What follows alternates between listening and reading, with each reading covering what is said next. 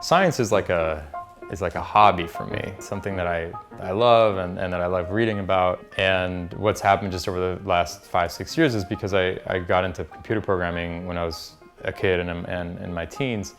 I just started getting back into that and writing programs that serve my musical interests.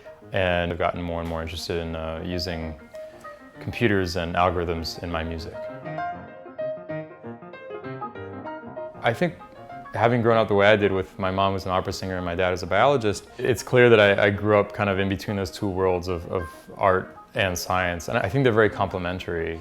I got a very clear sense of these being just different windows on the world as opposed to one being right or one being wrong. In my teens, one thing I got really into was writing programs that made line art based on just equations. And they would make these like really pretty pictures. And in some ways it's really a precursor to these things, which are 3D representations of harmonic ratios. Just a direct representation of a minor triad and a major triad. And so I think it's really interesting to think, which one would you guess is the simpler and happier one, and which one would you guess is the kind of more complicated and sadder one? And it's kind of obvious, right, that this is much more minor than this one, which is more major. It just has that kind of look to it, more open and simple. And I just love that idea of translating things from one medium to another, because if you do it really faithfully, I think you preserve a lot of the affect.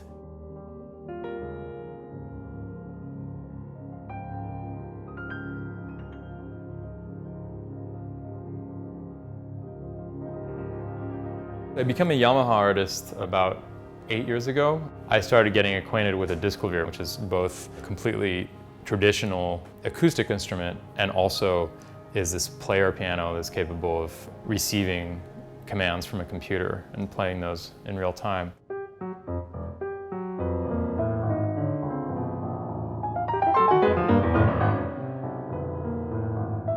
The way this happened originally was I started using processing, this programming environment that's kind of specialized in graphics, and I was messing around with fractals in that because I've been fascinated by fractals since I was a teenager. Fractals at a really basic level are just structures that exhibit self-similarity, and that's a lot of the time how nature works, and you see that, for example, in something like Romanesco. And so when I talk about fractal music, all I'm talking about is using these images to make music.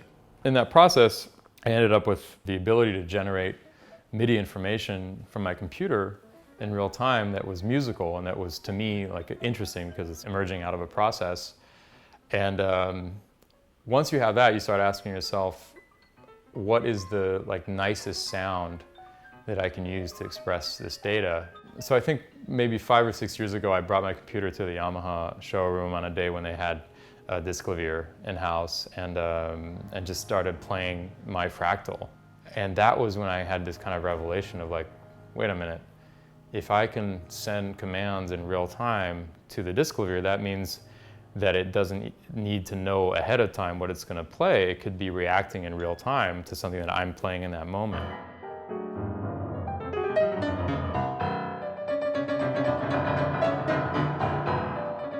So it's really pretty simple what I'm doing. The disc clavier communicates with the computer via MIDI. If I play a note here, it immediately is sent to my computer. So my computer knows that I've played something. And right here I'm using a programming environment called SuperCollider. It's like an open source programming environment that's specialized in music. SuperCollider will receive data from the piano, and then it'll send something back to the piano for it to play. And this is pretty recent, like the last 4 or 5 months I've been working on the visual aspect too. What I'm doing here is I'm sending information from SuperCollider via OSC, which is another protocol for communicating to processing, and processing will generate these images. My main goal with the visualizations obviously is to create something cool looking, but also to show the structure of the algorithms. At a different level, one of the things I really want to get into is VR with this. The fact that all the data is so clean in the computer can make it possible to create like really engrossing three-dimensional worlds, that would be really cool to explore. I mean, if you really think about it, like jazz is the perfect music for using technology, because as jazz musicians, we have the tools to take whatever is thrown at us and make something out of it. Some of my heroes in jazz are like incredible pioneers in the use of technology. I saw Michael Brecker before he died do a really long solo improvisation with iwi, which is a MIDI saxophone. And he had been doing this, I think, since the 80s. He would travel with this like gigantic rig of hardwired devices that would create like unbelievable sounds, and I think he also had some algorithmic processes happening. Or like Pat Metheny, I mean, he worked with MIT robotics engineers to create this thing called the Orchestrion, where he is playing his guitar and he has a whole bunch of robotic instruments interacting with him. And so if you think about something like what I'm doing here, you know, using a computer to interact with me algorithmically, being an improviser is the perfect way to do that. So I think there's no better musical culture than jazz to be the most experimental and the most open to this new stuff. You know, at the end of the day, the question that I keep coming back to with anything technology related is this technology, is this process enabling me to create music that I couldn't possibly have created any other way?